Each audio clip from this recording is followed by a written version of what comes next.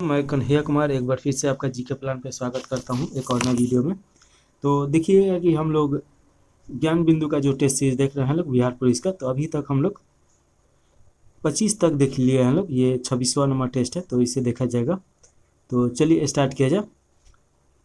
और इसका पीडीएफ आप जीके प्लान टेलीग्राम चैनल से डाउनलोड कर सकते हैं।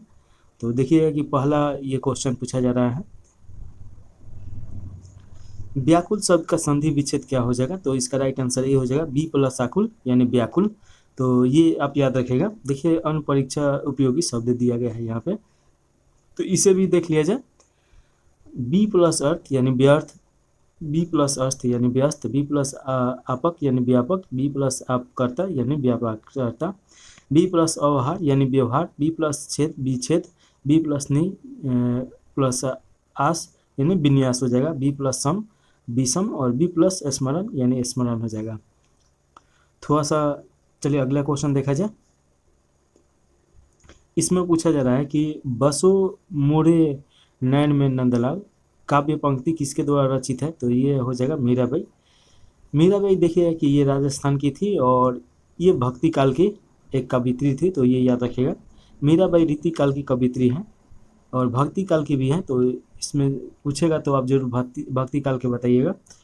मीराबाई की अन्य महत्वपूर्ण पंक्तियां हैं, घायल की गति घायल जाने और न जाने कोई, सावन माँ उगमय इहने भनक सुनन हरि आवे, संतर ठीक बैठी लोक लाज खोई। तो ये भी यहाँ से भी क्वेश्चन आ सकता है। अगला क्वेश्चन तीसरा नंबर पूछा जा रहा है। इसमें देखिए कि क्वेश्चन है कि काल तुझसे हो रही है मेरी कविता के लेखक कौन है। तो इसका राइट आंसर भी हो जाएगा शमशेर बहादुर सिंह। देखिए कि शमशेर बहादुर सिंह का और भी यहाँ पे है, तो उसके बारे में भी देख लिया जाए।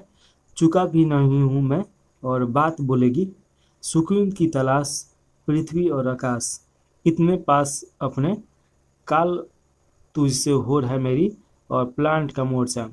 ये सभी इनकी कृतियाँ हैं, तो ये याद रखिएगा।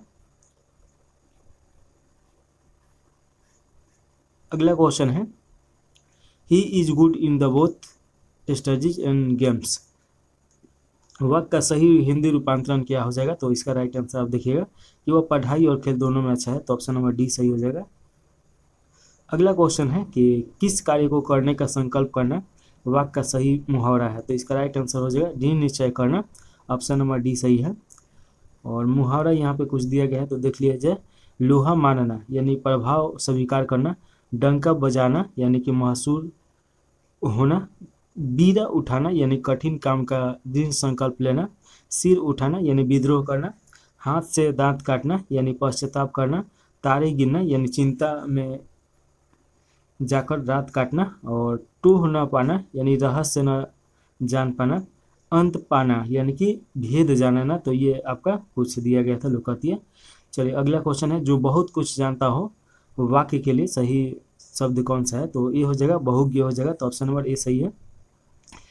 और कुछ ऐसा शब्द दिया गया है देखिएगा कि जिसमें बहुत कुछ सुन रखा हो, तो बहुश्रुति हो जाएगा। जिसने बहुत कुछ देखा हो बहुदर्शी हो जाएगा। बहुत से रूप धारण करने वाला हो तो बहुरूपिया हो जाएगा। भोजन करने की इच्छा बुभजा हो जाएगा। जो बुद्धि द्वारा जाना ना जा सके बुद्धगम्य हो जाएगा। चलिए अगला आगे देखा जाए।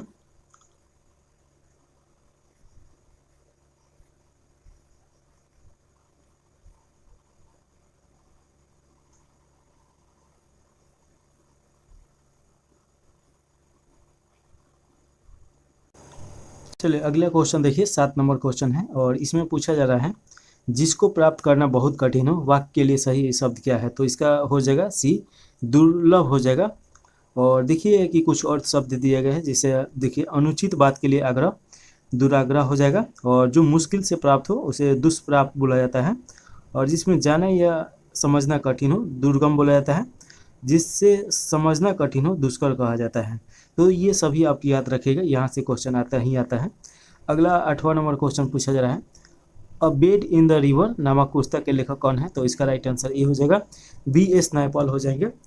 देखिए इनके द्वारा कुछ और लिखा गया है।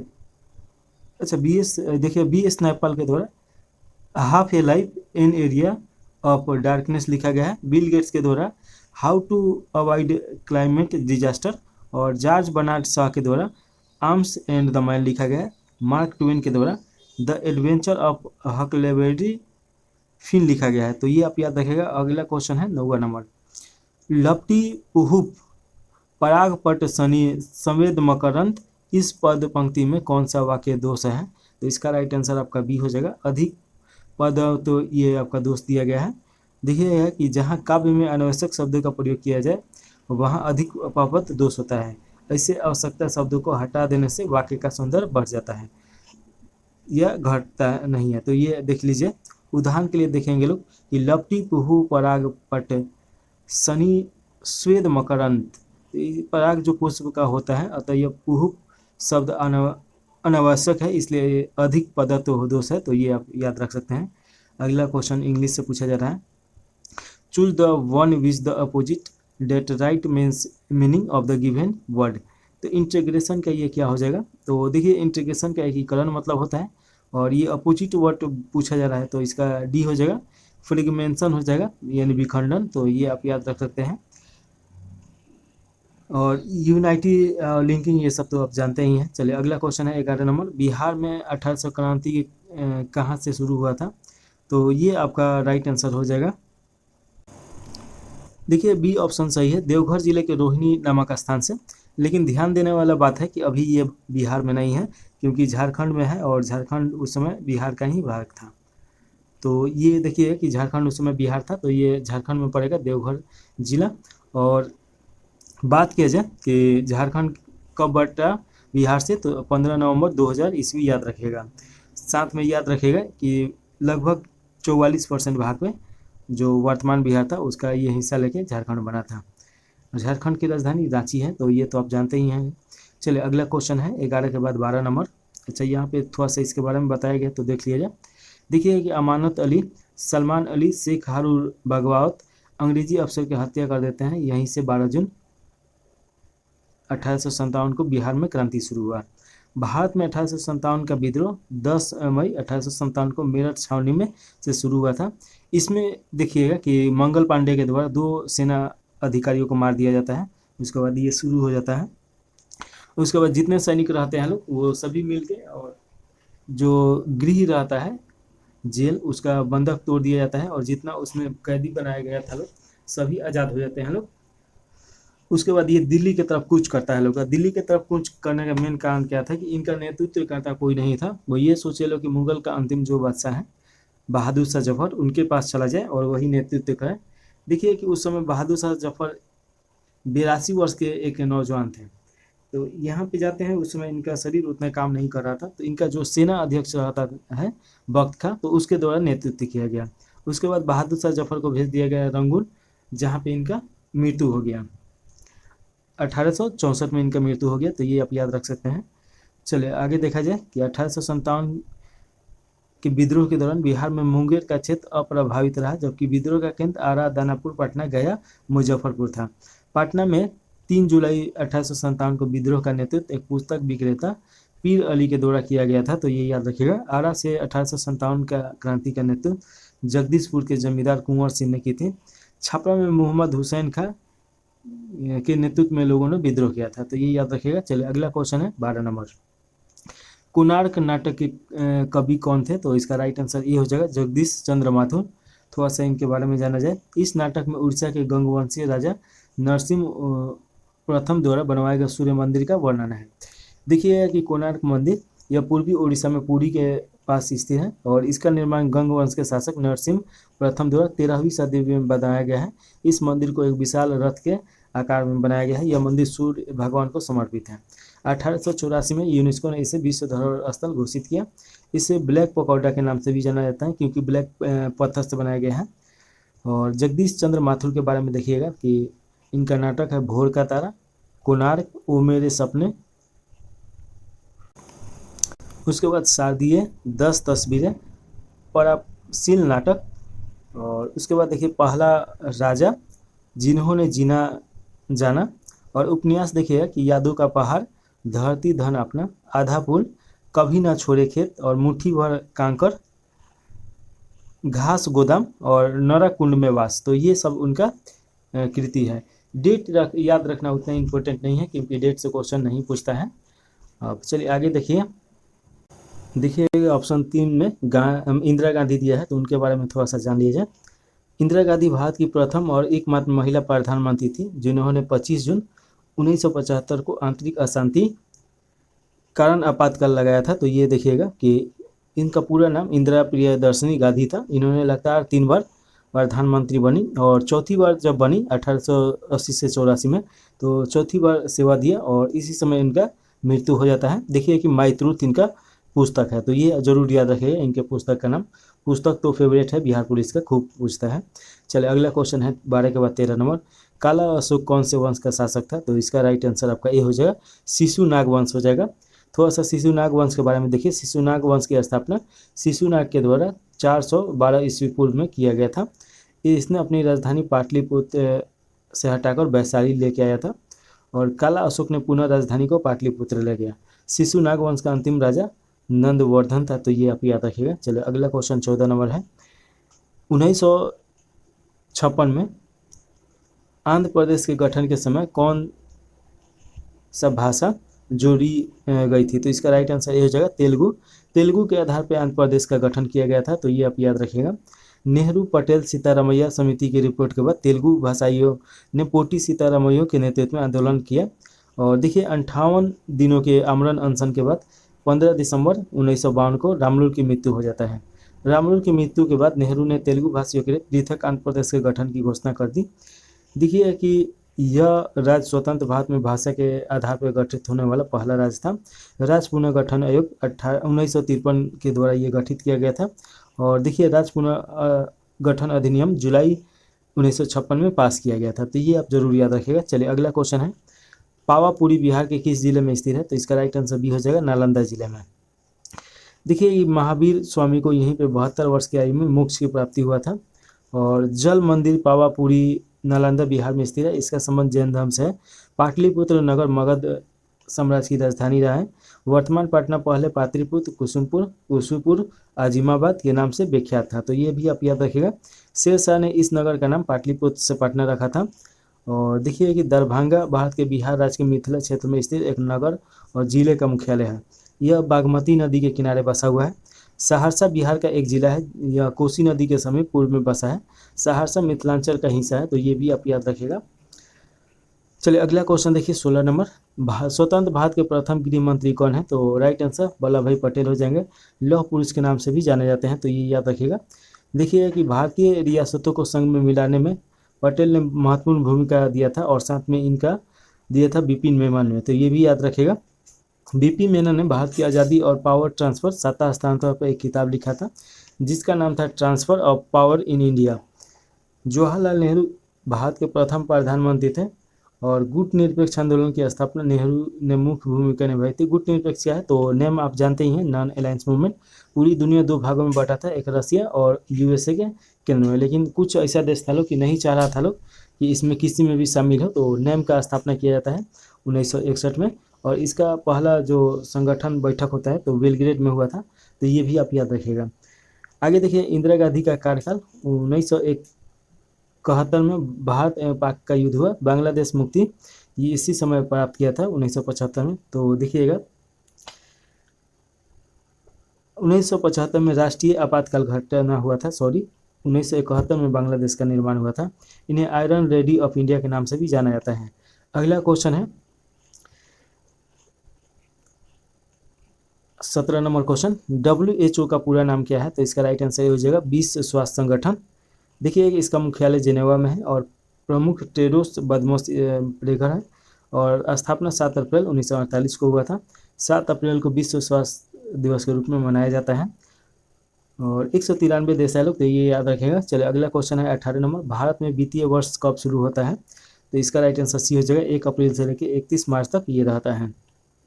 संविधान के अनुच्छेद 12 में वार्षिक वित्तीय विवरण का उल्लेख किया गया है, तो ये याद रखिएगा, 1 अप्रैल से 31 मार्च तक चलता है। कहीं पे भी बजट शब्द का उल्लेख नहीं किया गया है संविधान में, तो ये याद रखिएगा। अनुच्छेद 202 में राज्य सरकार के बजट का उल्लेख किया गया है। सरकार का आय और व्यय लेखा जोखा बजट कहलाता है। बजट को वित्त मंत्री द्वारा 1 फरवरी को पेश किया जाता है, तो ये याद रख सकते हैं। आर्थिक सर्वेक्षण वित्त मंत्री द्वारा बजट से एक दिन पहले प्रस्तुत किया जाता है। बजट शब्द फ्रेंच बुगेट से निकला है, जिसका अर्थ होता है चमड़े का थैली। स्वतंत्र भारत का प्रथम बजट आर.के. शमुमुखम चेट्टी ने पेश किया था, और भारतीय बजट के जनक जेम्स विल्सन को जाना जाता है, जो 1860 में प्रथम बार पेश किए थे। अगला क्वेश्चन है 19 नंबर।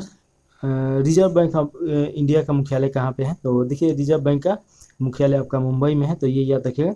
इसका स्थापना 1 अप्रैल 1935 को हुआ था, और 1934 के एक्ट के तहत ही हुआ था। समिति देखिएगा कि हिल्टन यंग की सिफारिश पे इसका स्थापना किया गया था। राष्ट्रीयकरण 1 जनवरी 1949 हो जाएगा। स्थापना 5 करोड़ की पूंजी से किया गया था। आरबीआई देश का केंद्रीय बैंक है, और देश का मौद्रिक नीति आरबीआई के द्वारा बनाया जाता है और लागू किया जाता है। आरबीआई के प्रथम गवर्नर सर अर्शबोर्न स्मिथ थे। आरबीआई के स्वतंत्र भारत के प्रथम गवर्नर सीडी देशमुख थे, और बैंकों के राष्ट्रीयकरण के समय आरबीआई के गवर्नर एलके झा थे। आरबीआई के वर्तमान गवर्नर शशिकांत दास नहीं है, ये बदल चुके हैं, करंट में देखा जाएगा। चलिए 20 नंबर क्वेश्चन है। धनानंद किस काव्य धारा के कवि हैं? तो इसका राइट आंसर बी हो जाएगा, रीति मुक्त हो जाएंगे, तो ऑप्शन नंबर बी सही है। देखिए, इनके बारे में दिया गया है। और समानांतर काव्य 2 भेदों में होता है, एक श्रव और एक दृश्य काव्य होता है। श्रव काव्य जैसे रामायण महाभारत हो गया, और दृश्य काव्य जैसे नाटक और चलचित्र हो गया। अगला क्वेश्चन है 21 नंबर। जिसमें वस्तु केवल एक विक्रेता होता है, ऐसे बाजार स्थिर है, तो इसे बोला जाता है एकाधिकार। जिसमें वस्तु का केवल एक विक्रेता होता है, यानी मोनोपोली होता है, तो ऐसे बाजार को एकाधिकार बोला जाता है। एकाधिकार का मतलब विक्रेता या निर्माता के साथ साथ उस फर्म के उत्पाद के लिए कोई करीबी विकल्प बाजार में उपलब्ध नहीं होता है। मोनोपोली सिद्धांत को अर्थशास्त्री जॉन रॉबिन्सन ने अपनी पुस्तक the economy of imperfect competition में विकसित किया था, तो ये आप बताइएगा, क्वेश्चन पूछेगा तो। मोनोपोली एक बाजार संरचना है जिसमें एक ही खरीदार काफ़ी हद तक कई विक्रेताओं के होने से वस्तुओं सेवाओं की पेशकश के प्रमुख खरीदार के रूप में बाजार नियंत्रण करता है, जहां बाजार पर सिर्फ 2 कंपनियों का ही प्रभाव नियंत्रित द्विअधिकार कहलाता है। क्वेश्चन नंबर 22 है। पेन तथा स्याही की मांग को कहा जाता है, तो इसे बोला जाता है संयुक्त मांग बोला जाता है। जब एक उद्देश्य की पूर्ति के लिए एक साथ 2 वस्तुओं की मांग की जाती है, तो संयुक्त मांग उसे कहा जाता है। सामूहिक मांग का मतलब होता है ऐसी वस्तु जिसे एक से अधिक उपयोगों के लिए लाया जाता है, जैसे कोयला और से बिजली, ये सब हो जाएगा। लोचेदार मांग किसी वस्तु की मांग पर मूल्य में होने वाले परिवर्तन को अर्थशास्त्र में लोचेदार मांग कहा जाता है। प्रभावी मांग अर्थशास्त्र की मांग का यह स्तर जो समस्त पूर्ति से पूर्णतः संतुष्ट है। अगला क्वेश्चन है 23 नंबर। इसमें पूछा जा रहा है शंकराचार्य के द्वारा 4 मठों का निर्माण किस धर्म की प्रतिष्ठा के लिए किया गया था? तो इसका राइट आंसर ये हो जाएगा सनातन धर्म। देखिए कि इनका जन्म 788 ईस्वी में कालांदी, वर्तमान में केरल में पड़ेगा। इसके द्वारा अद्वैतवाद दर्शन का प्रतिपादन किया गया था इनके द्वारा, तो ये याद रखिएगा। ये अद्वैतवाद के संपादक कौन है? इनके 4 जो मठ है ये है बद्रीनाथ, जो ज्योतिपीठ के नाम से जाना जाता है, जो कि आपका उत्तराखंड में पड़ेगा। द्वारिका ये शारदा पीठ के नाम से जाना जाता है, ये आपका गुजरात में पड़ेगा। ये पूरी तिसारका है, और ये गोवर्धन पीठ के नाम से जाना जाता है, ये आपका उड़ीसा में पड़ेगा। और मैसूर ये सिंह में पड़ेगा, सिंगरौली, तो ये याद रखिएगा। ये आपका कहाँ पड़ेगा? तो तमिलनाडु में पड़ेगा। चलिए अगला क्वेश्चन है 24 नंबर।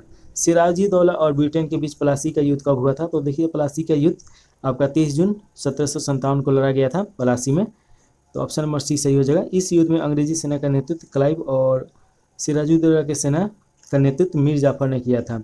इसमें अंग्रेजों की जीत हुई थी। देखिए मीर जाफर अंग्रेजों की तरफ चला जाता है। प्लासी देखिए कि बंगाल में भागीरथी नदी के किनारे स्थित है। कालकोठरी घटना ही इसका मेन कारण बनता है। और कालकोठरी घटना क्या है? तो देखिए कि 20 जूनी घटना के नाम से भी जाना जाता है। 20 जून 1756 को, जिसमें सिराजुद्दौला ने 146 अंग्रेजों को एक 18/14 की कोठरी में बंद कर देता है, जिसमें अगले दिन खोला जाता है तो मात्र 23 व्यक्ति ही जीवित रहता है लोग। देखिए कि बक्सर का युद्ध 22 अक्टूबर 1764 को हुआ था, जिसमें सेनापति हेक्टर मुनरो और बंगाल के नवाब मीर कासिम था। अवध के नवाब सिराजुद्दौला और मुगल बादशाह शाह आलम द्वितीय, ये तीनों मिल के लड़े थे। उसके बाद भी अंग्रेज की जीत होती है। अगला क्वेश्चन है 25 नंबर। मुद्रा के आंतरिक मूल्य का क्या अर्थ है, तो इसका हो जाएगा मुद्रा की क्रय शक्ति। तो ऑप्शन नंबर सी सही है। विनिमय दर को दो अलग मुद्राओं की सापेक्ष कीमत होती है। मुद्रा की चालन गति से अभिप्राय है यह मुद्रा की एक इकाई द्वारा एक वर्ष में कितनी बार वस्तु या सेवा खरीदी जाती है। मुद्रा पूर्ति से ऐसा है मुद्रा की कुल मात्रा से है जो अर्थव्यवस्था में लोगों द्वारा विभिन्न रूपों में अपने पास रखी जाती है। M3 जो मुद्रा है ये व्यापक मुद्रा आता है और M1 सबसे आपका तरल मापक है, तो ये याद रखिएगा। अगला क्वेश्चन है, इसके बारे में विस्तार से पढ़ा जाएगा। अगला क्वेश्चन है 26 नंबर, इनमें कौन सार्क का सदस्य है, तो सार्क का सदस्य कौन सा है, तो मालदीव है। देखिएगा कि सार्क का फुल फॉर्म होता है south Asian association for regional cooperation. इसका मुख्यालय काठमांडू में है। इसका स्थापना 8 दिसंबर 1985 को किया गया था। सार्क का प्रथम शिखर सम्मेलन 1985 में ढाका में हुआ था। सदस्य देखिए कि भारत, पाकिस्तान, बांग्लादेश, नेपाल, भूटान, श्रीलंका, मालदीव और अफगानिस्तान है। अगला क्वेश्चन है 27 नंबर, क्षोभ मंडल की ऊंचाई कितनी होती है, तो इसका राइट आंसर डी दिए गए हैं, इनमें से कोई नहीं होगा। देखिए कि क्षोभ मंडल की ऊंचाई ध्रुवों पर 8 किलोमीटर और विषुवत रेखा पर ये लगभग 18 किलोमीटर के बीच में होता है। यह वायुमंडल की सबसे निचली परत है और सभी मुख्य मंडलीय घटनाएं जैसे बादल, आंधी, वर्षा इसी मंडल में होता है। और देखिए इस मंडल को संवहन मंडल कहते हैं। संवहन धाराएं इसी मंडल की सीमा तक सीमित होती है। इस मंडल को आधो मंडल भी कहा जाता है, तो ये याद रखिएगा। क्षोभ मंडल समताप मंडल को अलग करने वाली भाग को क्षोभ सीमा कहा जाता है, तो ये याद रखिएगा। इसके बाद संताप मंडल आता है जहाँ पे हवाई जहाज उड़ता है लोग। अगला क्वेश्चन है 28 नंबर, गन्ना का सर्वाधिक उत्पादक देश कौन सा है, तो ये आपका राइट आंसर भी हो जाएगा, ब्राजील हो जाएगा। दूसरे नंबर पे भारत है। ब्राजील विश्व में सर्वाधिक कॉफी उत्पादन करने वाला भी देश है। ब्राजील में कहवा के बागों को फेजेंटा के नाम से जाना जाता है। रबर के पेड़ का मूल स्थान ब्राजील ही है। दक्षिण अफ्रीका में देखिएगा कि ब्राजील सर्वाधिक मैग्नीज उत्पादक देश है। चीन विश्व में सर्वाधिक धान, गेहूं, तंबाकू, कपास उत्पादन करता है। अमेरिका विश्व में सर्वाधिक मक्का उत्पादन करता है और सोयाबीन भी उत्पादन करता है, तो ये याद रखिएगा। अगला क्वेश्चन है 29 नंबर, गुप्त वंश का संस्थापक कौन है, तो ऑप्शन नंबर ए सही हो जाएगा, श्रीगुप्त। देखिए इनके द्वारा 240 से 280 ईस्वी के बीच में ये राज किए थे। गुप्त वंश का प्रथम महान सम्राट चंद्रगुप्त प्रथम हुआ। इसने महाधिराज की उपाधि धारण की। और गुप्त संवत कौन चलाया ये पूछेगा, तो चंद्रगुप्त प्रथम के द्वारा ही 319 ईसा के बीच में चलाया गया था। और देखिएगा कि चंद्रगुप्त मौर्य ने मौर्य वंश की स्थापना की। चंद्रगुप्त मौर्य गद्दी पर 322 ईसा पूर्व में बैठा था। यह जैन धर्म का अनुयायी था। और देखिए कि वेलूर में जाके यह संथारा विधि से अपना मृत्यु प्राप्त करता है चंद्रगुप्त मौर्य। और देखिए मौर्य वंश का स्थापना करता है चाणक्य की सहायता से, तो ये याद रखिएगा। 305 ईस्वी में पूर्व में सेल्यूकस निकेटर को ये चंद्रगुप्त मौर्य हराया है। सेल्यूकस निकेटर का राजदूत मेगास्थनीज था। देखिए मेगास्थनीज के द्वारा एक इंडिका किताब लिखा गया है जो उस समय का बहुत ज़्यादा उपयोगी है। और चाणक्य चंद्रगुप्त मौर्य के गुरु प्रधानमंत्री थे। इनके द्वारा लिखा गया पुस्तक अर्थशास्त्र जिनका संबंध राजनीतिक से है। विशाखा दत्त कृत मुद्रा राक्षस एक किताब है। चंद्रगुप्त मौर्य के विसा शब्द का प्रयोग किया गया है, तो ये याद रखिएगा। अगला क्वेश्चन 30 नंबर है, जय जवान जय किसान का नारा किसने दिया था, तो लाल बहादुर शास्त्री के द्वारा दिया गया था, तो ऑप्शन नंबर बी सही हो जाएगा। जय जवान जय किसान जय विज्ञान का नारा किसके द्वारा दिया गया था, ये आप बताइए कमेंट करके। देखिए लाल बहादुर शास्त्री का 2 अक्टूबर 1904 में उत्तर प्रदेश में इनका जन्म हुआ था। लाल बहादुर शास्त्री भारत के दूसरे प्रधानमंत्री थे। वे जून 1964 में 11 जनवरी 1966 को उनकी मृत्यु होगी और 18 माह तक वो ये रहे। देखिए कि इनके कार्यकाल में 1965 के भारत पाकिस्तान युद्ध की समाप्ति हुई। और उसके बाद देखिए कि ये पाकिस्तान के राष्ट्रपति अयूब खान के साथ ताशकंद समझौते पर हस्ताक्षर कर युद्ध विराम की घोषणा की। 11 जनवरी 1986 को ही ताशकंद में इनकी मृत्यु हो गई। जवाहरलाल नेहरू भारत के प्रथम प्रधानमंत्री वर्ष 1947 से 1964 तक रहे। भारतीय राष्ट्रीय कांग्रेस की गांव में होने वाले प्रथम अधिवेशन फैजपुर 1937 में है। ये कहीं से उठा के कुछ भी पूछ रहा है, अब कांग्रेस का इसमें घुसा दिया। चलिए अगला क्वेश्चन देखिए, 31 नंबर क्वेश्चन है, मांग के लिए आवश्यक तत्व है, तो मांग के लिए आवश्यक तत्व क्या हो सकता है। देखिए दिया गया है ए में वस्तु की इच्छा, तो ये तो सही है। एक निहित मूल्य, ये भी सही है। साधन व्यय करने की तत्परता, ये भी सही है। तो उपयुक्त तो डी हो जाएगा, तीनों ये जरूरत है। और वस्तु की इच्छा का मतलब क्या हो जाएगा कि मांग के लिए किसी भी वस्तु को प्राप्त करने की इच्छा होनी चाहिए। जब तक किसी भी वस्तु को पाने की लालसा ना होगी वह मात्रा में नहीं बदल सकती है। साधन व्यय करने की तत्परता है, उपभोग उपभोक्ता उस वस्तु को क्रय करने के लिए, उस पर व्यय करने को तत्पर होना चाहिए, उनके पास पैसा भी होना चाहिए। तीसरा का है कि एक निहित मूल्य, वस्तु को प्राप्त करने के लिए उपभोक्ता के पास पर्याप्त धन होना चाहिए, तभी वह उसे क्रय कर सकता है। अगला क्वेश्चन है अर्थशास्त्र में उत्पादन का मतलब क्या होता है। तो देखिए कि उपयोगिता बनाना, तो ऑप्शन नंबर सी सही हो जाएगा। अर्थशास्त्र मार्शल के अनुसार मानव इस संसार में अधिक से अधिक इतना ही अवश्य कर सकता है कि वह पदार्थ की पुनः व्यवस्था कर दे जिससे पहले से अधिक उपयोगी हो सके। उदाहरण के लिए यहाँ पे दिया गया है, एक बढ़ई लकड़ी को काट छांट कर सुंदर या टेबल बनाता है, तो बढ़ई ने किसी नए पदार्थ का निर्माण नहीं किया बल्कि लकड़ी को ही अपने प्रयत्न से उपयोगिता सृजन किया। विनिर्माण द्वारा कच्चे माल को मूल्यवान उत्पादन में परिवर्तन कर अधिक मात्रा में वस्तुओं के उत्पादन की विनिर्माण करते हैं। उदाहरण के लिए गन्ना से चीनी बनाना, लकड़ी से कागज, ये सब बनाना। अगला क्वेश्चन है 33 नंबर, उत्पादन का सक्रिय साधन क्या है। तो उत्पादन का सक्रिय साधन आप देखिए कि श्रम हो जाएगा। श्रम देखिए उत्पादन का प्रचुर और सक्रिय साधन है। पूंजी और भूमि जैसे निष्क्रिय कारण उत्पादन शुरू नहीं कर सकते हैं। चूंकि भारत में सभी देशों की तुलना में सबसे अधिक आबादी है, इसलिए भारत में प्रचुर मात्रा में श्रम है। और उत्पादन के 4 कारक होते हैं, जिसमें देखिए कि भूमि, श्रम, पूंजी और उद्यमी। तो देखिए कि भूमि अगर नहीं होगा तो उत्पादन कहाँ से होगा, और उसमें श्रम करने वाला चाहिए ही, लेबर कॉस्ट, और उसके बाद पूंजी चाहिए, बिना पूंजी के लेबर कोई आएगा नहीं, और एक उद्यमी चाहिए जब वो निर्माण हो तो उसे बेच सके। धन का वंश जिसका उपयोग उत्पादन के लिए किया जाता है तो उसे पूंजी कहते हैं। अगला क्वेश्चन है 34 नंबर, सूचकांक के निर्माण में प्रयुक्त सर्वोत्तम औसत है। तो इसका राइट आंसर आपका बी हो जाएगा, गुणोत्तर माध्य हो जाएगा। तो देखिए सूचकांक के निर्माण में प्रयुक्त जो ये है, तो ये सूचकांक देखिए, सूचकांक संबंधित चारों के समूह में परिमाण परिवर्तन मापने का एक सांख्यिकी साधन है। यह अपसारी यानी कि भिन्न भिन्न दशाओं में होने वाले अनुपातों की सामान्य प्रवृत्ति प्रतिनिधित्व करता है। इनसे इनके परिकल्पित किया जाता है। यह 2 भिन्न स्थितियों में संबंधित चरों को किन्हीं समूह में औसत परिवर्तन का एक माप है। तुलना समान वर्गों में की जा सकती है, जैसे कि व्यक्तियों, स्कूलों और अस्पतालों में ये तुलना हो सकता है, तो ये याद रख सकती है।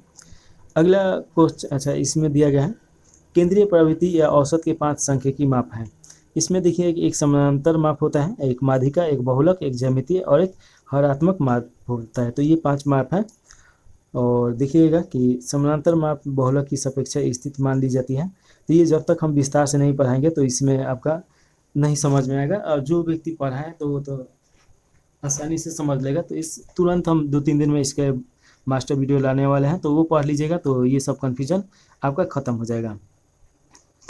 चलिए अगला क्वेश्चन है 35 नंबर, पेट्रोल किससे मापा जाता है। तो पेट्रोल को किस में मापा जाता है, तो लीटर में मापा जाता है। देखिएगा इसे किलोमीटर मीटर के द्वारा दूरी मापन होता है। दूरी सबसे बड़ा मात्रक पार्सेक होता है, जो 3.26 आपका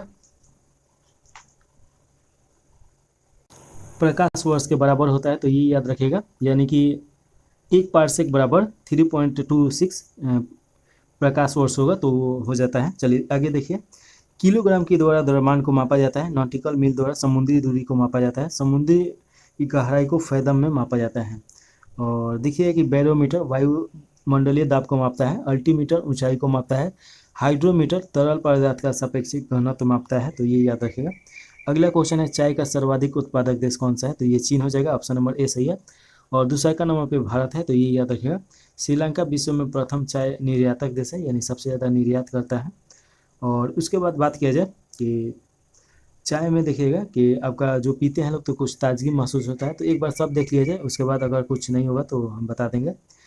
हाँ, तो देखिए कि उसमें चाय में क्या पाया जाता है, तो आपसे पूछेगा। तो जब हम लोग चाय पीते हैं लोग तो ताजगी महसूस होता है, किसके कारण, तो थिन के कारण। तो उसमें थिन पदार्थ पाया जाता है।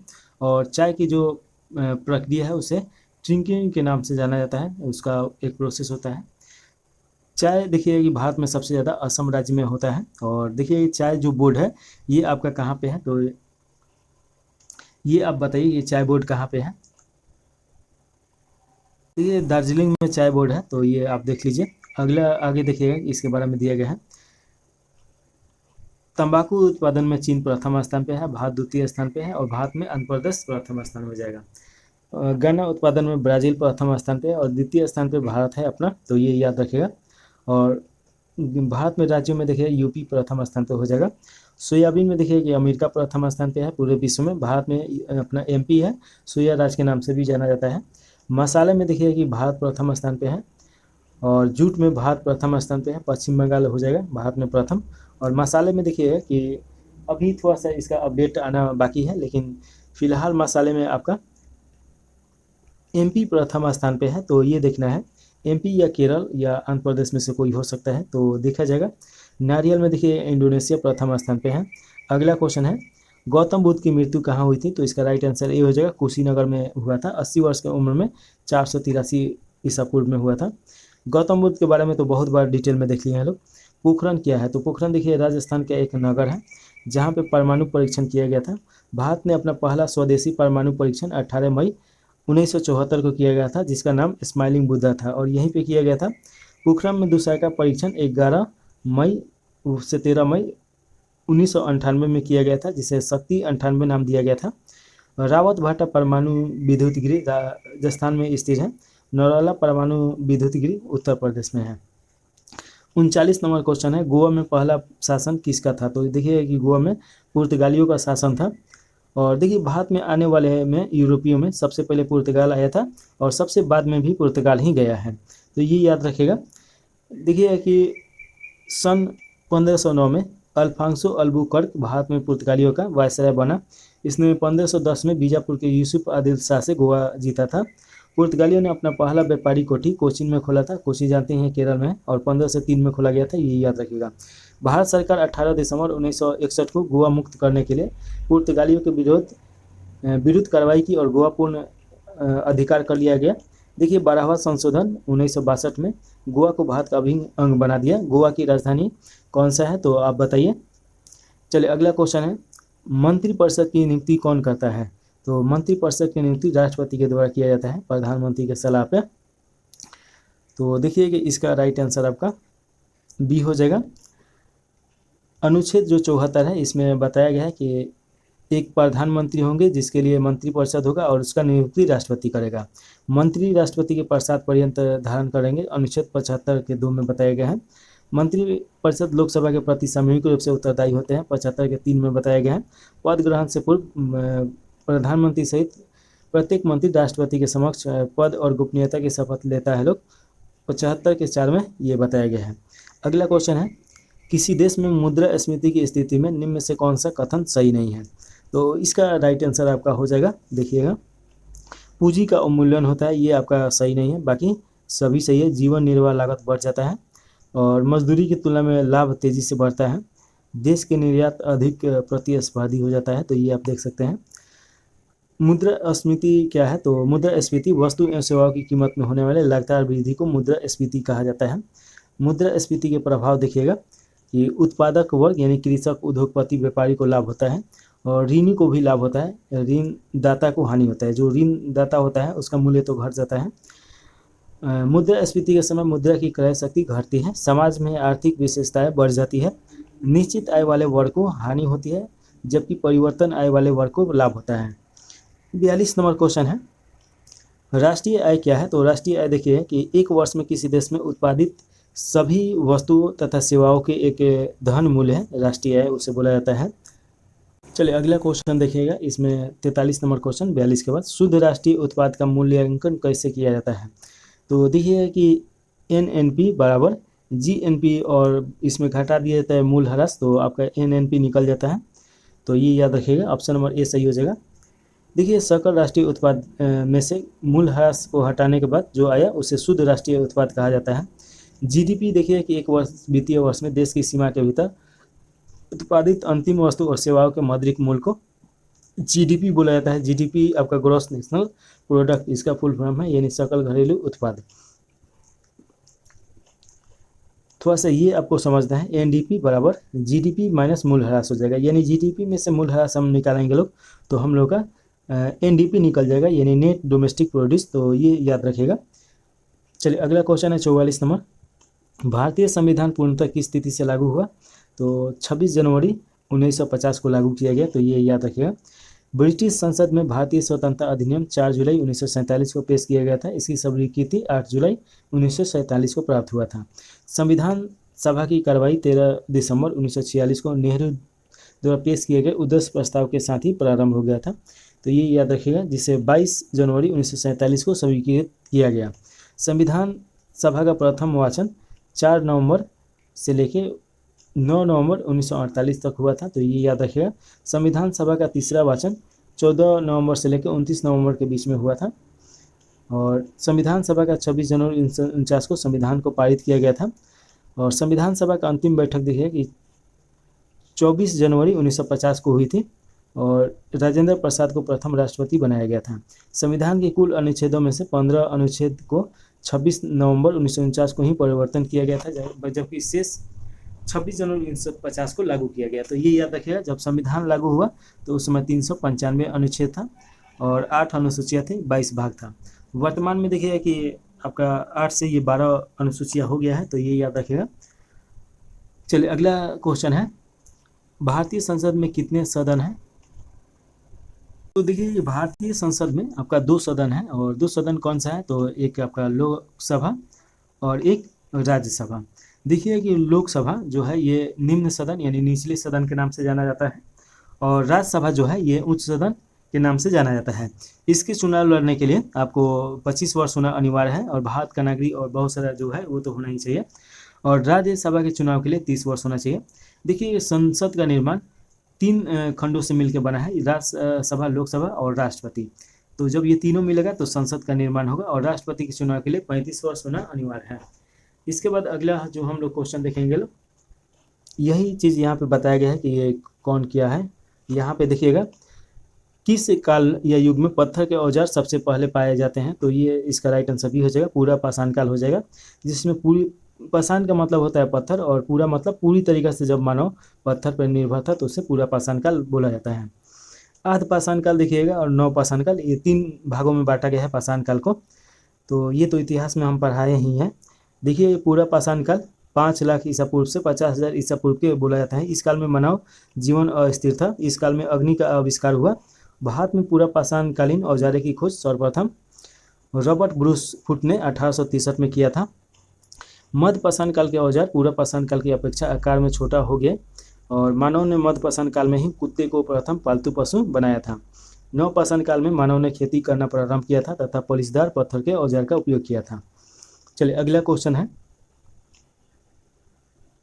चलिए 46 के बाद 47 नंबर क्वेश्चन है, पुर्तगालियों द्वारा कालीकट से ले जाए जाने वाले कालीकट के सूती वस्त्र यूरोप में आमतौर पर क्या कहलाते थे? तो इसे बोला जाता था कैलिको। तो ऑप्शन नंबर बी सही है।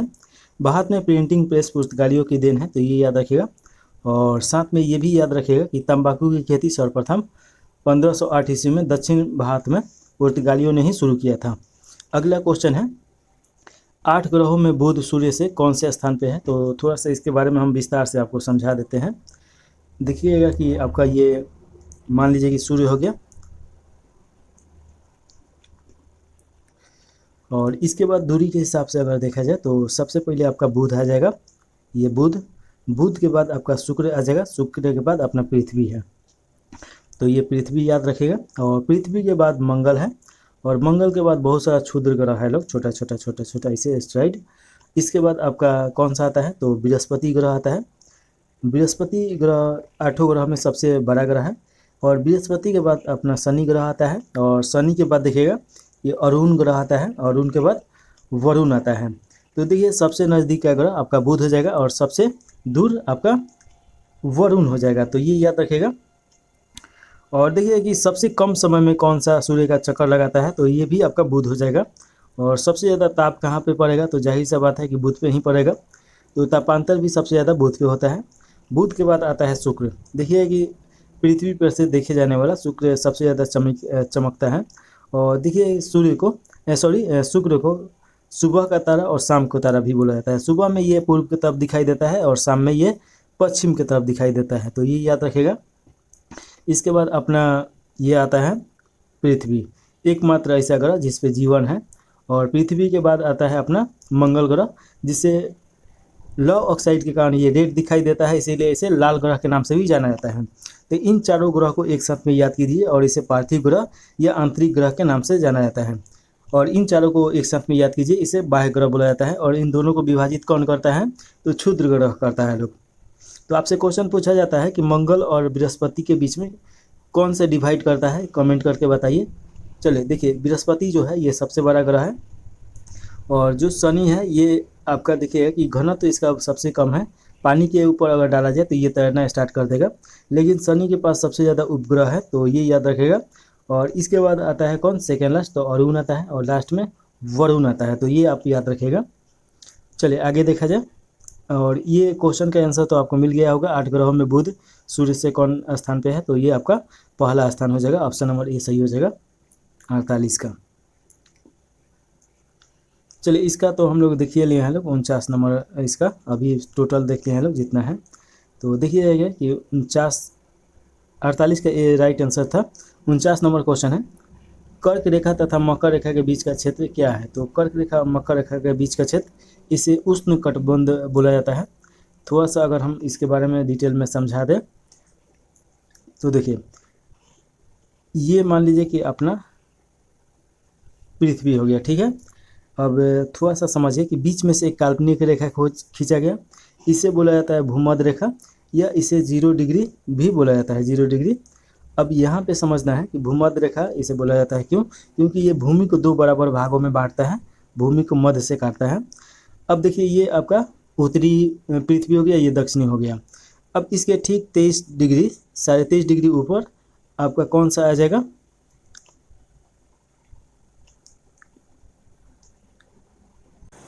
और 23.5 डिग्री नीचे कौन सा आ जाएगा, तो ये दोनों का नाम है कर्क रेखा।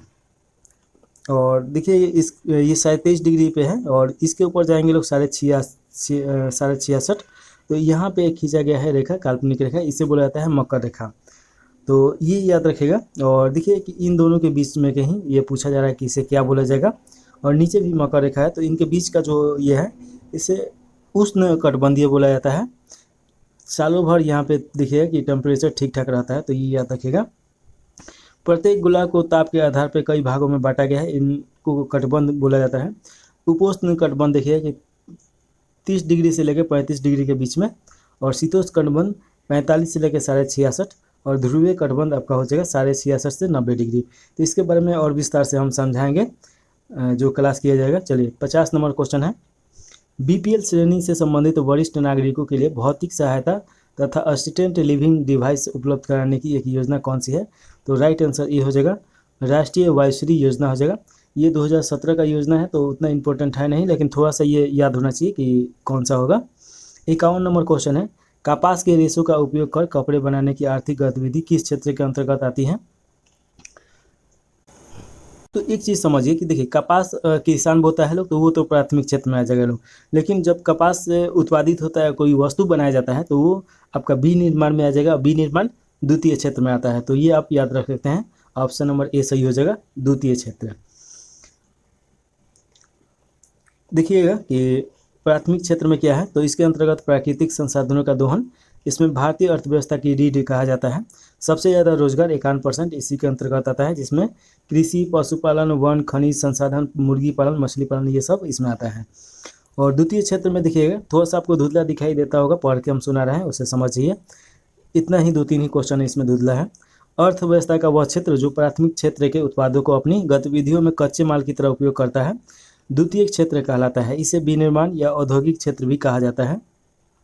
उदाहरण के लिए गेहूं से ब्रेड बनाना, कपास से कपड़ा बनाना, लौह से अयस्क बनाना। तो द्वितीय क्षेत्र जो होता है प्रथम क्षेत्र पे ही निर्भर होता है। तृतीय क्षेत्र देखिए कि इस क्षेत्र में विभिन्न प्रकार की सेवाओं का उत्पाद किया जाता है। इस क्षेत्र को सेवा क्षेत्र के नाम से भी जाना जाता है। अभी अगर देखिए कि सबसे ज़्यादा उपयोगिता सेवा क्षेत्र का ही है, जिसमें व्यापार, होटल, रेस्तरां, लोक प्रशासन, प्रतिरक्षा, चिकित्सा, परिवहन, संचार, भंडारण इसमें आ जाएगा। और भारतीय अर्थव्यवस्था में सर्वाधिक योगदान तृतीय क्षेत्र ही दे रहा है। चौथा क्षेत्र में कौन आता है, तो इसमें मानव जो होता है लोग, मानव जैसे डॉक्टर, इंजीनियर, ये सब मानव पूंजी इसके अंतर्गत आ जाता है लोग चौथा क्षेत्र में। इसे रेड कलर के नाम से भी जाना जाता है। अगला क्वेश्चन है, कौन सी कला ग्रीक के बौद्ध कला के नाम से भी जाना जाता है। तो इसका राइट आंसर हो जाएगा गंधार कला। अब देखिए कि जो गौतम बुद्ध का घुंघराला बाल है उसमें बनाया गया है, तो वो गंधार कला के द्वारा ही बनाया गया है।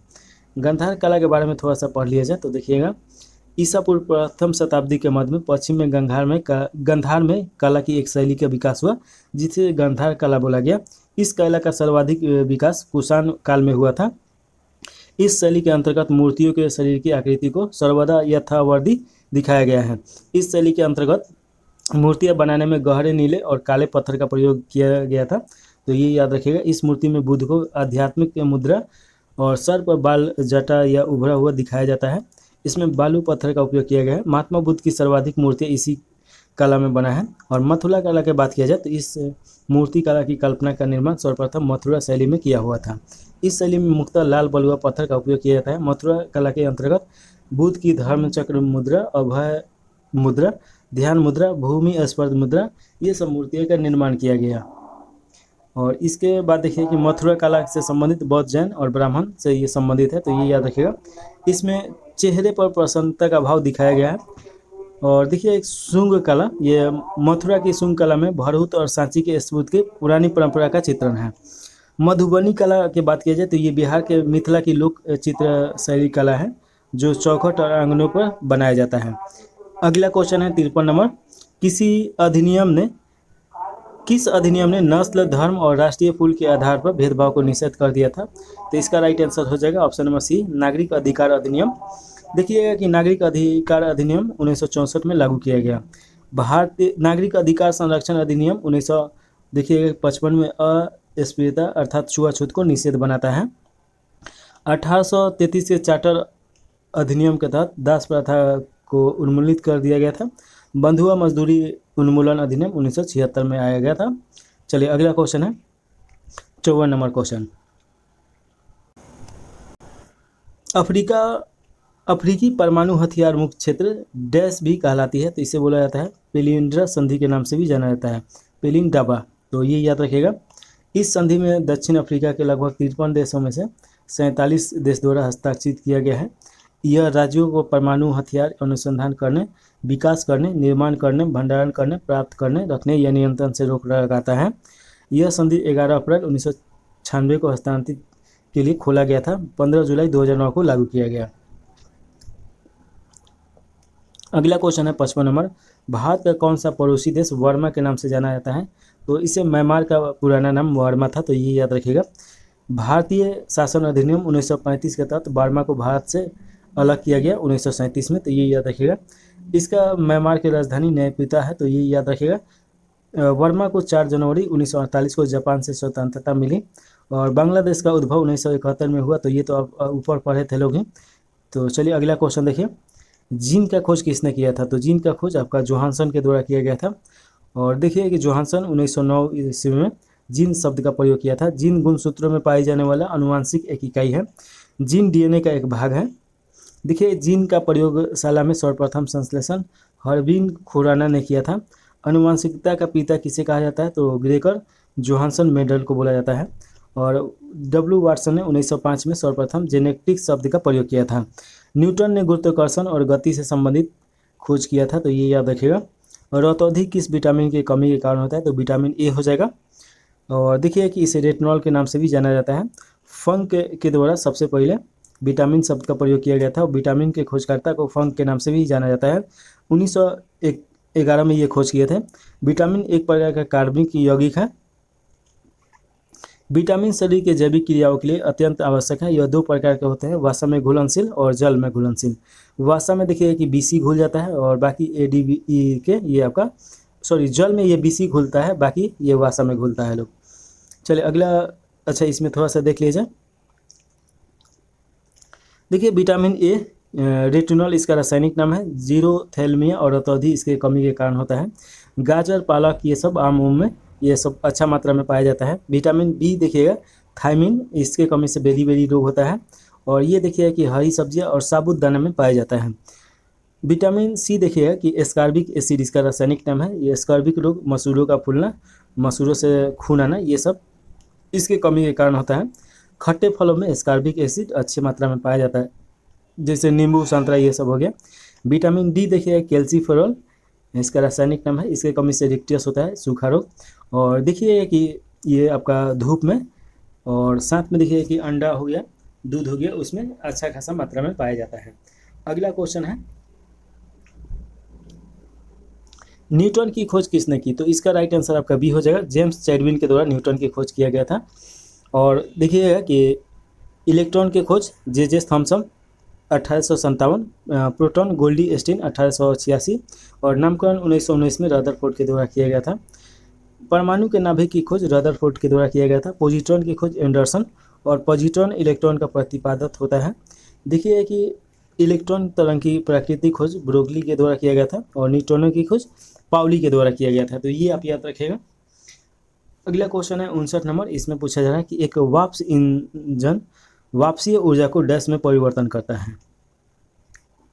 तो देखिए इसका राइट आंसर आपका डी हो जाएगा, यांत्रिक ऊर्जा में परिवर्तन करता है। अब यहाँ पे देखिए कि हम इसका डिटेल में नहीं समझा रहे हैं, क्योंकि ये तो खुद डिटेल में सब दे दिया गया है। तो और अगर हम ज़्यादा समझा रहे हैं तो ये वीडियो बहुत बड़ा हो जाएगा और इसमें उतना ज़्यादा स्कोप भी नहीं है, क्योंकि सभी डिटेल में ही दिया गया है या ऑब्जेक्टिव दिया गया है जो उसमें कुछ समझना ही नहीं है। तो देखिएगा यहाँ पे डायनेमो, ये यांत्रिक ऊर्जा को विद्युत ऊर्जा में बदलता है। विद्युत हीटर, इसका देखिए तार जो होता है विद्युत हीटर का तो नाइक्रोम का होता है, ये विद्युत ऊर्जा का ऊष्मा ऊर्जा में बदलता है। बैटरी देखिएगा कि रासायनिक ऊर्जा को विद्युत ऊर्जा में बदलता है। और माइक्रोफोन ध्वनि ऊर्जा को विद्युत ऊर्जा में, और लाउड स्पीकर विद्युत ऊर्जा को ध्वनि ऊर्जा में बदलता है। जो बल्ब होता है विद्युत ऊर्जा को प्रकाश ऊर्जा में बदलता है। तो ये तो देखते ही हैं लोग। चलिए आगे अगला क्वेश्चन है 60 नंबर। गुब्बारों में किस गैस का प्रयोग किया जाता है? तो इसका राइट आंसर आपका ए हो जाएगा, हीलियम का प्रयोग किया जाता है। वायु के साथ विस्फोटक न बढ़ने के कारण हाइड्रोजन की जगह हीलियम का वरीयता दी जाती है। हीलियम की खोज सबसे पहले पियरे जेनसेंग और नॉर्मन लोकियर ने किया था। हीलियम और ऑक्सीजन का प्रयोग प्राकृतिक श्वसन के लिए किया जाता है। हाइड्रोजन का प्रयोग रॉकेट ईंधन में होता है और इसे भविष्य का ईंधन भी बोला जाता है। देखिए आर्टिफिशियल जो घी होता है इसके द्वारा ही निकाला जाता है, इसमें उपयोग किया जाता है हाइड्रोजन गैस का। लिथियम सबसे हल्की धातु है तो ये याद रखिएगा, और ओसोमियम सबसे भारी धातु है तो ये भी आपको याद रखना है। सबसे कठोर धातु आपका हीरा हो जाएगा, तो ये भी आप याद रखिएगा। चलिए अगला क्वेश्चन है 61 नंबर। ग्लोबल वार्मिंग किस गैस से होता है? तो इसका राइट आंसर बी हो जाएगा, CO2 यानी कार्बन डाइऑक्साइड। और देखिए कि इस पृथ्वी के तापमान में वृद्धि ग्लोबल वार्मिंग कहलाता है, इसे भूमंडलीय तापन भी कहा जाता है। ग्लोबल वार्मिंग के लिए जिम्मेवार गैस है सबसे ज़्यादा आपका CO2, उसके बाद CH4 यानी कि मीथेन, और N2O nitrous oxide, CFC chlorofluorocarbon हो जाएगा। तो ये चारों आपका जिम्मेवार है। भूपटल की रचना में सर्वाधिक देखिएगा कि ऑक्सीजन रहता है 46.6, तो ये याद रखिएगा।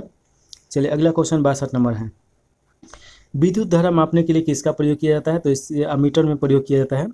एनीमोमीटर हवा की शक्ति और गति को मापने में किया जाता है। अल्टीमीटर उड़ते हुए विमान की ऊंचाई मापने में। ऑडियोमीटर ध्वनि की तीव्रता मापने में। लक्समीटर प्रकाश की तीव्रता मापने में। ओडोमीटर वाहन द्वारा तय की गई दूरी को मापने में किया जाता है। अगला क्वेश्चन है 63 नंबर। विद्युत बल्ब का फिलामेंट किससे बना होता है? तो ये टंगस्टन से बना होता है, तो ऑप्शन नंबर बी सही हो जाएगा। जैसे कि आप देखिएगा कि जो विद्युत बल्ब होता है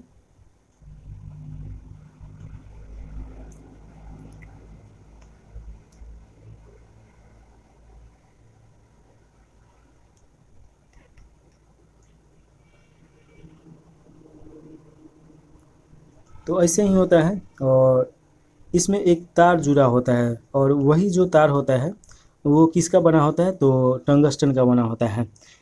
और यहाँ पे देखिएगा कि जो ये रहता है तो यहाँ पे कार्बन होता है, और इसमें कौन सा गैस भरा जाता है? तो देखिए नाइट्रोजन गैस भरा जाता है, तो ये याद रखिएगा। और चलिए थोड़ा सा आगे देखा जाए।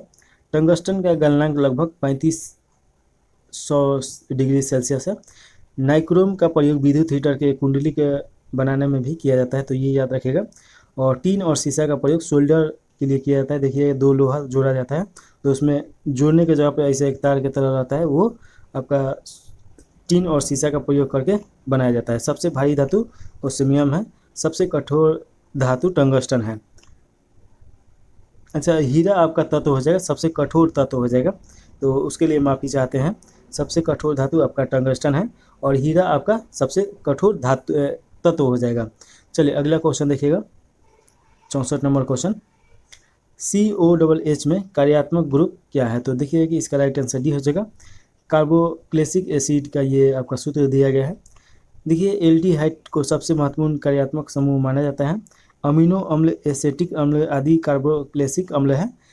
पिक्रिक एसिड का उपयोग विस्फोटकों में किया जाता है। एस्कॉर्बिक एसिड विटामिन सी में पाया जाता है।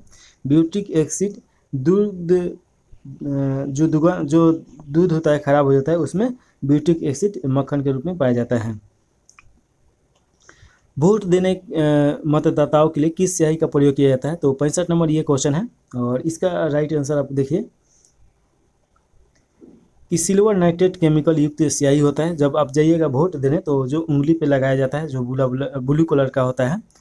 और देखिएगा कि सिल्वर नाइट्रेट AgNO3 को लूनर कास्टिंग भी कहा जाता है। सिल्वर ब्रोमाइड इसका सूत्र है का प्रयोग फोटोग्राफी में प्रयोग किया जाता है। सिल्वर आयोडाइड कृत्रिम वर्षा में ये प्रयोग में आता है। और सिल्वर क्लोराइड ये हर्न सिल्वर के नाम से भी जाना जाता है।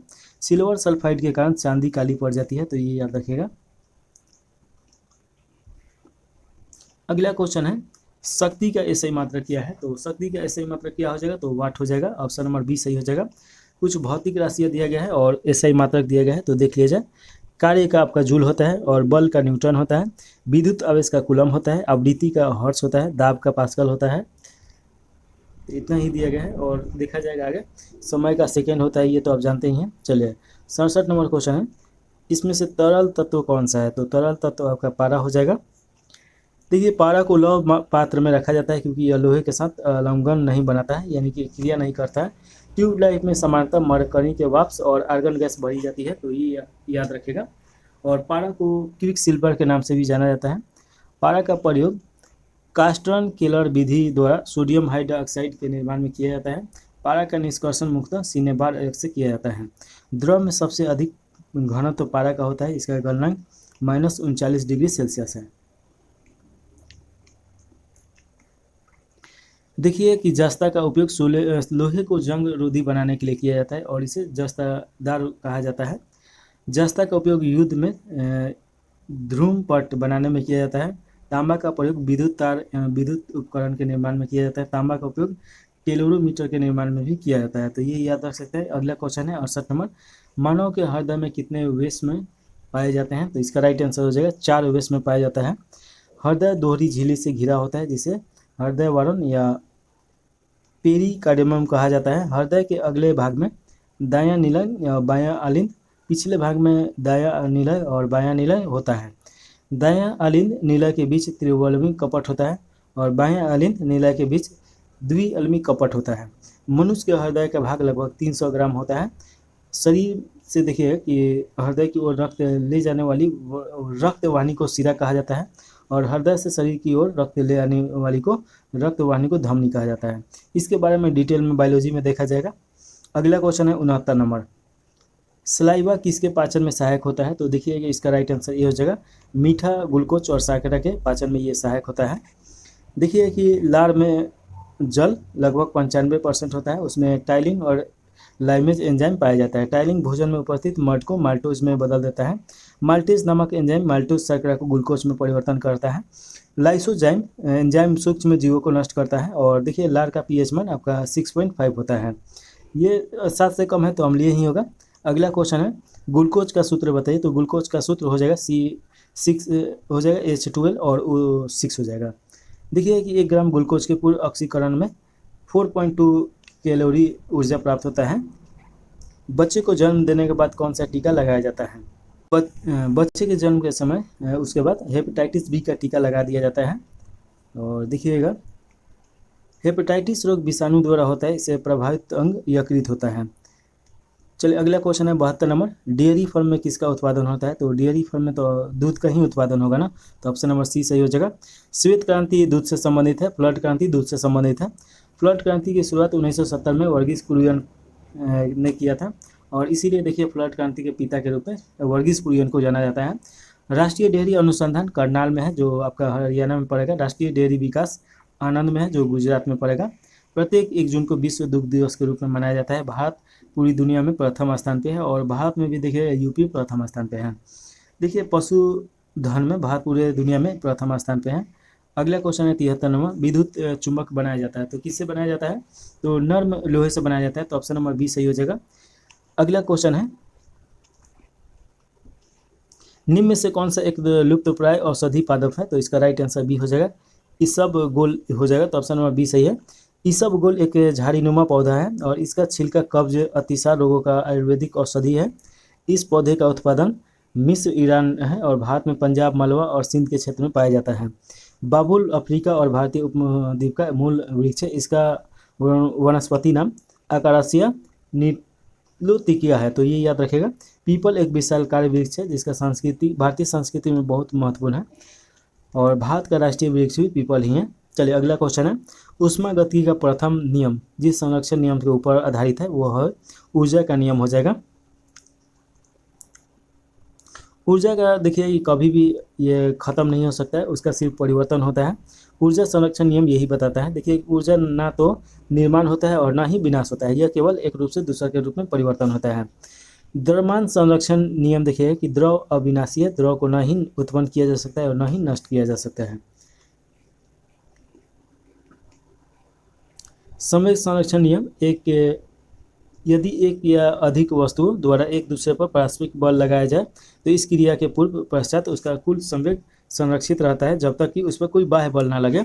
और देखिए कि अब इसका नियम क्या बताता है, तो किसी पदार्थ का वह गुण जिसके कारण उसमें विद्युत तथा चुंबकीय प्रभाव उत्पन्न होते हैं तो विद्युत आवेश कहलाता है, तो ये याद रखिएगा। अगला क्वेश्चन है 76 नंबर। देखिए वर्षा की बूंदें गोलाकार किस कारण से होती है, तो इसका राइट आंसर ये हो जाएगा पृष्ठ तनाव के कारण। किसी द्रव का पृष्ठ तनाव वह बल है जो द्रव के मुक्ति पृष्ठ पर खींची गई एक कल्पित रेखा के एक ओर उसकी एकांकी लंबाई में लंबवत या पृष्ठीय तल में कार्य करता है। पृष्ठ तनाव का सही मात्रा का आपका न्यूटन मीटर होता है। और देखिए कि द्रव का ताप बढ़ने पर पृष्ठ तनाव कम हो जाता है। जल में मिट्टी का तेल छिड़क देने पर पृष्ठ तनाव कम हो जाता है, जिसके कारण देखिएगा कि जल के अंदर जितना लार्वा होता है लोग मच्छर का सब मर जाता है लोग। पृष्ठ तनाव के कारण लोहे की सुई जल की सतह पर तैरती है। वाष्पीकरण के कारण मिट्टी के घड़े में जल ठंडा होता है, तो ये तो आप जानते ही होंगे। जब देखिए कि घड़ा होता है तो उसके ऊपर बूंदा बूंदा दिखाई देता है, तो वह वाष्पीकरण के कारण ही। अगला क्वेश्चन है 77 नंबर।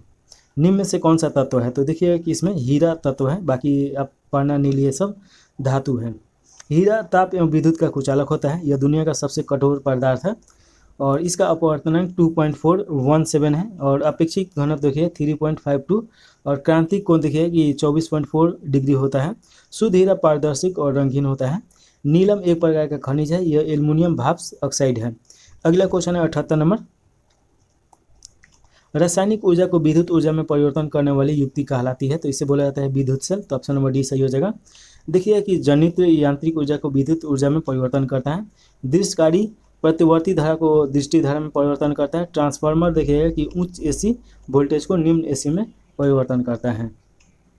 79 नंबर क्वेश्चन है, स्थिर ताप पे गैस के निश्चित द्रव्यमान का आयतन कम करने पर दाब क्या होगा, तो देखिए कि इसमें आपका सी हो जाएगा, बढ़ जाएगा, दाब बढ़ जाता है अगर निश्चित द्रव्यमान का आयतन कम किया जाए तो।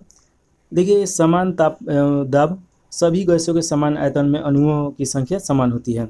स्थिर दाब पर किसी गैस की नियत मात्रा आयतन उसके तापमान पर सीधा होता है। चलिए अगला क्वेश्चन है 80 नंबर। इसमें पूछा जा रहा है विद्युत धारा का मात्रक क्या है, तो विद्युत धारा का मात्रक आपका एम्पियर होता है। देखिए कि 2-3 क्वेश्चन यहाँ पे आपका थोड़ा सा धुंधला दिखाई देगा, बाकी ये इधर और उसके बाद सभी क्वेश्चन साफ है। तो इसके लिए पूरा ये PDF ही डिलीट करना पड़ेगा, तो हम पढ़ के जो सुना रहे हैं उससे थोड़ा सा ध्यानपूर्वक पढ़िए, एडिटिंग में हम साफ कर देंगे इसको। विद्युत धारा का मात्रक क्या है, तो एम्पियर है देखिएगा।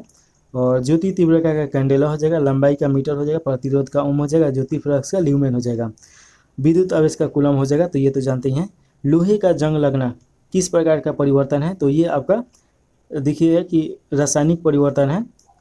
और रासायनिक परिवर्तन में एक बार चेंज होने के बाद वो अपने मूल रूप में नहीं आता है, भौतिक परिवर्तन में मूल रूप में आ जाता है लोग, तो ये याद रखिएगा। ऑप्शन नंबर बी सही हो जाएगा। एल्काइन का रासायनिक सूत्र क्या है, तो एल्काइन का रासायनिक सूत्र CnH2n+2 हो जाएगा, तो ये याद रखिएगा। और एल्काइन संतृप्त हाइड्रोकार्बन के उदाहरण है, तो ये याद रखना है। कार्बन और हाइड्रोजन के यौगिक को हाइड्रोकार्बन बोला जाता है। एल्काइन के प्रमुख उदाहरण है मीथेन, इथेन, प्रोपेन और ब्यूटेन है। एल्काइन का समान सूत्र CnH2n हो जाएगा, तो ये याद रखिएगा। चलिए अगला क्वेश्चन देखा जाए। निम्न में से कौन सी जड़ें नहीं खाई जाती है, तो कौन सी जड़ें जो है नहीं खाया जाता है, तो गेहूं तो फलिया हो जाएगा, तो ऑप्शन नंबर डी आपका सही हो जाएगा। गाजर, मूली और टपियाका ये सब जड़ खाया जाता है, तो ये याद रखिएगा। चलिए 83 के बाद 84 नंबर क्वेश्चन है। मानव की पसलियाँ डैश के साथ जुड़ी है, तो इसका राइट आंसर सी हो जाएगा, एस्टर्मर के द्वारा जुड़ी होती है, तो ये याद रखिएगा, एस्टर्नर्म। पसलियों में कुल हड्डियों की संख्या 24 होते हैं और रज्जु के में हड्डियों की संख्या 2 होता है। इलियम कूल्हे की सबसे बड़ी हड्डी है, तो ये याद रखिएगा। और फीमर तो जानते हैं कि पूरे बॉडी का सबसे बड़ा हड्डी होता है, तो ये सब आप याद रखिएगा। मानव का कंकाल तंत्र 2 भागों में बटा होता है, अक्ष कंकाल और उपांग कंकाल। मानव शरीर में कुल 300 हड्डी होता है जब बचपन में पैदा लेता है लोग, और जब बड़े हो जाते हैं लोग तो 206 हड्डी होता है। अगला क्वेश्चन है 85 नंबर, प्रतिरोध का व्युत्क्रम चालकता, यदि प्रतिरोध की इकाई ओम है तो चालकता की इकाई क्या होगी, तो इसका राइट आंसर ये हो जाएगा, ओम -1 हो जाएगा। ओम -1 को मोह भी कहा जाता है, तो ये याद रखिए। इसका ए सही मात्रक सीमेन भी होता है, तो ये याद रखिएगा। ओम मीटर प्रतिरोध को मापता है और विद्युत धारा का मात्रक एम्पियर है। विद्युत धारा को मापने में अमीटर का प्रयोग किया जाता है। 86 नंबर क्वेश्चन है, न्यूनतम कार्य उस समय होगा जब पिंड को डैश ऊर्ध्वाधर रूप से ऊपर उठाया जाए, तो ऑप्शन नंबर बी सही हो जाएगा। और देखिए कार्य का बराबर क्या होता है, तो बल इंटू बल की दिशा में विस्थापन बराबर कार्य होता है। जैसे एक चीज़ समझिए कि ये मान लीजिए कि एक दीवार है और यहाँ पे मान लीजिए कि आप हैं और इधर से आप इसको ढके रहे हैं, तो आप पूरा जोर लगा के ढके लिएगा, चूँकि आपका या हमारा जो शक्ति है इसको ढकेलने में सक्षम नहीं है, क्योंकि ज़्यादा शक्ति दीवार का है। तो अगर पूछा जाए कि कितना कार्य हुआ, तो कार्य 0 होगा, क्योंकि ये विस्थापन नहीं हुआ। जब तक ये विस्थापित नहीं होगा तो कार्य कोई नहीं होगा, तो ये याद रखिएगा। चलिए, और मात्रक देखिएगा कि जूल एसआई मात्रक है इसका, और ये एसआई मात्रक है। CGS में देखिएगा कि अर्घ हो जाएगा, 1 जूल बराबर 10⁻7 अर्घ होता है। कार्य के प्रकार देखिएगा कि धनात्मक, ऋणात्मक और शून्य होता है, तो ये आप याद रख सकते हैं। अगला क्वेश्चन है, वेबसाइट का पहला पृष्ठ क्या कहलाता है। देखिए वेबसाइट का पहला जो पृष्ठ होता है इसे होम पेज के नाम से जाना जाता है, तो ऑप्शन नंबर ए सही हो जाएगा। और देखिएगा किसी भी वेबसाइट का पहला पृष्ठ होम पेज कहलाता है। पेज बनाने में HTML का प्रयोग किया जाता है। HTML hyper text markup language है। WWS के आविष्कारक टर्म बर्नर्स है। याहू, गूगल, MNS इत्यादि इंटरनेट साइट्स है। 88 नंबर क्वेश्चन है, जब सोडियम फ्लोरीन के साथ अभिक्रिया करता है तो डैश में बदलता है, तो देखिए निर्मित होने वाला यौगिक पिघलती हुई अवस्था में विद्युत का एक सुचालक होता है, तो ऑप्शन नंबर डी सही हो जाएगा। और देखिए जब सोडियम फ्लोरीन के साथ अभिक्रिया करता है तो क्या होता है, तो निर्मित होने वाला यौगिक पिघली हुई अवस्था में विद्युत का एक सुचालक होता है, तो ये याद रखिएगा। सोडियम का संग्रह मिट्टी के तेल में किया जाता है, क्योंकि ये वायु के साथ आपका अभिक्रिया करके जल जाएगा। और देखिए कि ये मिट्टी के तेल में ऑक्सीजन नहीं होता है, तो ये भी आप याद रखिएगा। और देखिए कि इसे चाकू से भी काटा जा सकता है, इतना मुलायम होता है, तो ये भी क्वेश्चन पूछा जाता है। अगला क्वेश्चन है, एक पारद मिश्रण का अनिवार्य घटक है, तो इसका राइट आंसर भी हो जाएगा, पारा हो जाएगा। जब पारा किसी धातु से मिलकर मिश्र धातु बनाता है तो उसे पारद धातु अथवा अमलगम कहते हैं। लोहे के क्षण प्राय सभी धातुएं पारे के साथ मिलकर मिश्र धातु बनाते हैं। गैंग क्या होता है, तो गैंग होता है अयस्क में मिले हुए अशुद्धि को गैंग बोला जाता है। और फ्लक्स देखिए कि अयस्क में मिले गैंग अशुद्धि को हटाने के लिए बाहर से मिलाया गया पदार्थ फ्लक्स कहलाता है। धातुमल गैंग एवं फ्लक्स के मिलने से बने पदार्थ धातुमल कहलाते हैं। और देखिए कि पारा ऐसा धातु है जो रूम टेम्परेचर पर भी लिक्विड अवस्था में रहता है, तो ये याद रखिएगा। अगला क्वेश्चन 90 नंबर है, हरित गृह गैसों का पृथ्वी के वायुमंडल के औसत तापमान पर क्या प्रभाव पड़ता है, तो देखिए कि तापमान बढ़ जाता है, तो उसके ऊपर देखे थे लोग कि इसमें कार्बन डाइऑक्साइड सबसे ज़्यादा, मीथेन, नाइट्रस ऑक्साइड, क्लोरोफ्लोरोकार्बन, तो ये क्वेश्चन तो इसी में रिपीट कर दिया गया। 91 नंबर क्वेश्चन है कि √5 क्या है, तो ये एक अपरिमेय संख्या है। अपरिमेय संख्या एक वास्तविक संख्या होता है जिसे हम PQ के पूर्णांक में लिख सकते हैं, और अपरिमेय संख्या में दशमलव के बाद अनंत संख्या आता है, तो ये आप याद रख सकते हैं। वृत्त की सबसे बड़ी जीवा क्या होती है, तो इसका राइट आंसर ये हो जाएगा व्यास होता है, तो ये याद रखिएगा। और देखिएगा कि दिया गया है 7, 8, 9, 12, x का माध्य 10 है, तो x का मान बताइए। तो देखिए माध्य का मतलब क्या होता है कि जितना संख्या है उन सभी को जोड़ देना है, और जितना संख्या है उसमें उससे भाग दे देना है। तो देखिए कि यहाँ पे क्या दिया गया है, 10 बराबर 7, 8, 9 + 12 और एक से एक मान लिया गया है, और इसमें 5 संख्या है, 3, 2, 5, तो इसमें भाग देंगे लोग, तो आपका कितना हो जाएगा, तो 50 और बराबर 36, तो इसका राइट आंसर आपका 14 आ जाएगा। 10 है तो 5 में 10 से गुना कीजिएगा तो कितना होगा, 50 होगा। और इन सभी को जोड़ने के बाद 36 आ रहा है, तो 50 में से 36 घटाइएगा तो 14 ही बचेगा। तो ये अंक आपका 14 हो जाएगा एक्स का मान। चलिए अगला क्वेश्चन है 94 नंबर। 6, 8, 9 एक्स तथा 13 का मान 10 हो तो एक्स का मान ज्ञात कीजिए। Same pattern same question. देखिए कि आपका 50 हो जाएगा, 50 में से आपको घटाना है तो अच्छा एक ही क्वेश्चन है। 94 का भी राइट आंसर आपका सी सही है, 14 ही आएगा। इसमें सिर्फ आपका चेंज कर दिया है, क्या चेंज किया है, तो जो वर्ड है वो चेंज किया है, शब्द चेंज किया है। अगला क्वेश्चन है, एक व्यक्ति 10,000 रुपये 5% साधारण ब्याज की दर से ब्याज पर किसी व्यक्ति को देता है, तो उस व्यक्ति को 3 साल के बाद कितना धन चुकाना होगा। तो इसका राइट आंसर आपका बी हो जाएगा, 11,500 चुकाना होगा।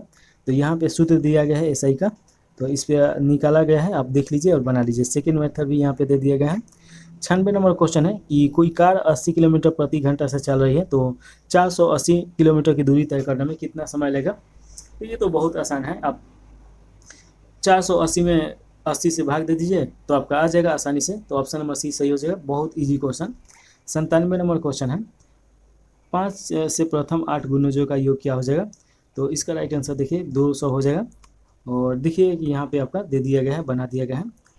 चलिए अगला क्वेश्चन है 98 नंबर।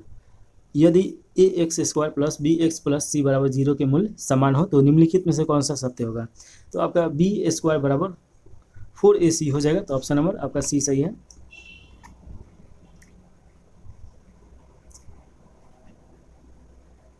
निन्यानवे नंबर क्वेश्चन है, यदि p और q विषम संख्या है तब इसमें से कौन सी संख्या सम होगी। तो देखिए कि सम संख्या इसमें से कौन सा होगा, तो आपका p प्लस क्यू और p माइनस ये दिया गया है। इसमें थोड़ा सा अगर निकालना पड़े तो 8, 55 और 1। अच्छा थोड़ा सा इसमें देखिए कि जो आंसर आएगा वो इसमें नहीं दिया गया है, तो इसका कुछ नहीं होगा, देख लीजिए। अगला क्वेश्चन है 100वां नंबर। 12% चक्रवृद्धि ब्याज पर कोई राशि उधार दी जाती है और उसका गणना अर्धवार्षिक आधार पर की जाती है, तो इसके तुल्य प्राप्त करने के लिए उस राशि को वार्षिक आधार पर कितने प्रतिशत चक्रवृद्धि ब्याज देना होगा। तो इसका राइट आंसर सी हो जाएगा, 12.36% होगा। और यहाँ पे देखिए कि बना दिया गया है, तो आप देख लीजिए। इस प्रकार हम लोग 100 क्वेश्चन का जो ये सीरीज़ है यहीं पे समाप्त हो रहा है, ख़त्म हो रहा है। तो इसे समाप्त कर दीजिए। आप कमेंट में कुछ भी कमेंट कर सकते हैं, कोई भी सलाह दे सकते हैं, तो कमेंट करके ज़रूर बताइए कि क्या चाहते हैं, इसके अलावा किस बुक का सॉल्यूशन चाहते हैं। और लाइक करके ही जाइएगा। तो समाप्त कर दिया जाए।